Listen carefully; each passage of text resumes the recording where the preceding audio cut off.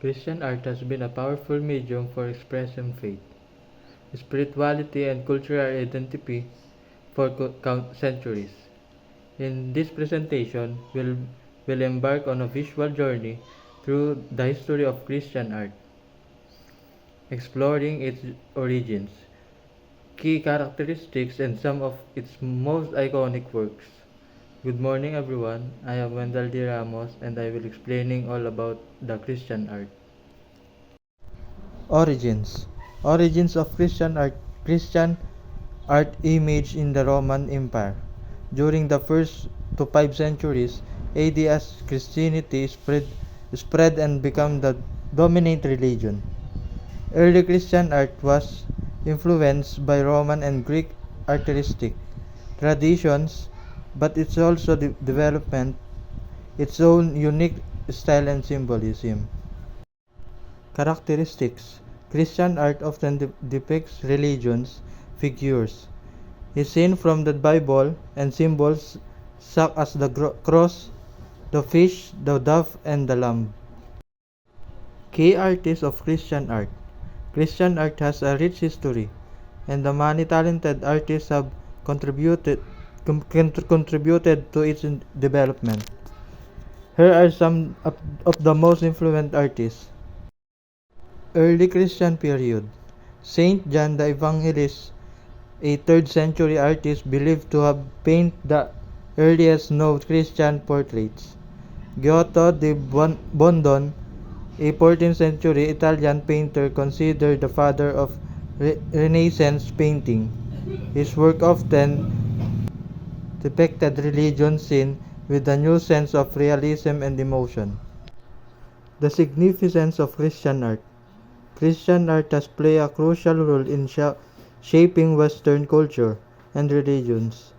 Beliefs Christian has served as a visual Bible illustrating biblical stories and teaching for those who could not read or write.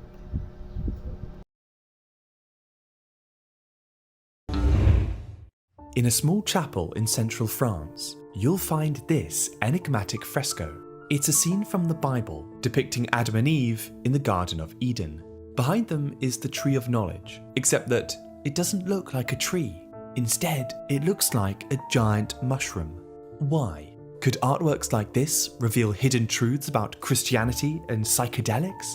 Or is there another explanation, one that's more rooted in the weird world of medieval illustration?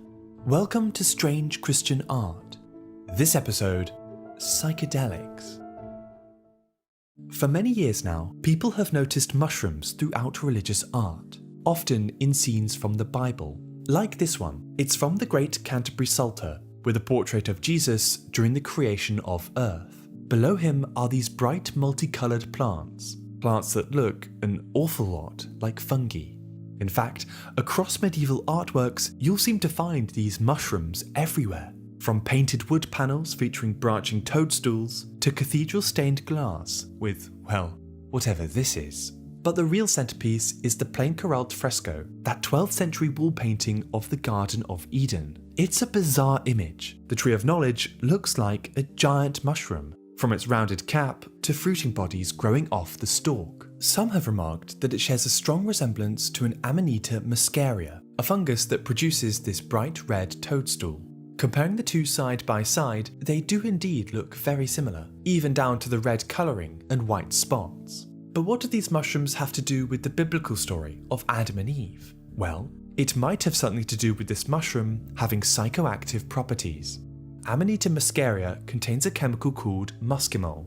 When metabolized, it can create feelings of euphoria and out-of-body experiences. But before you get any ideas, the mushroom is also highly toxic. If handled incorrectly, it can make you very ill. Symptoms include nausea, tremors, and fits of muscle spasm. Deaths are rare, but they do happen. Some believe that the tree in the book of Genesis was actually an Amanita muscaria. After all, in the biblical story, its fruit grants humans knowledge of good and evil, just as psychedelics are described as inspiring spiritual awakening. This explanation was made popular by a book called The Sacred Mushroom and the Cross.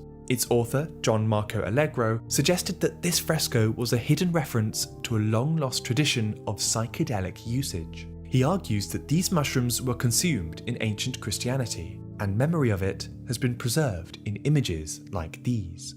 It's an interesting theory, except that it has been unanimously rejected by scholars. And for good reason. It's not the controversial conclusions he makes, but the big leaps in logic he takes to get there. On the basis of images like this, Allegro claims to have proven the use of psychedelics in early Christianity. These medieval illustrations were made more than 1,000 years after the Bible was codified. They're from very different eras in time.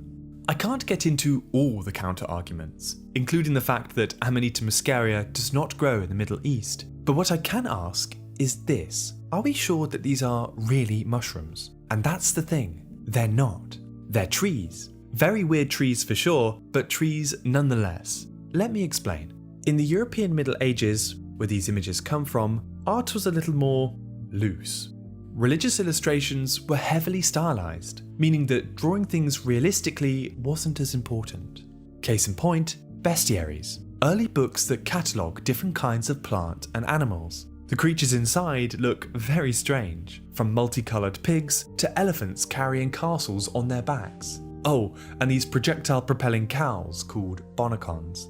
Looking at these bestiaries gives us a glimpse at the fantastical ways medieval artists looked at the natural world. And this is where those mushrooms come in. In reality, these are drawings of trees, rendered with strange forms and bright colours. Under closer inspection, there are certain giveaways to this, like the presence of leaves.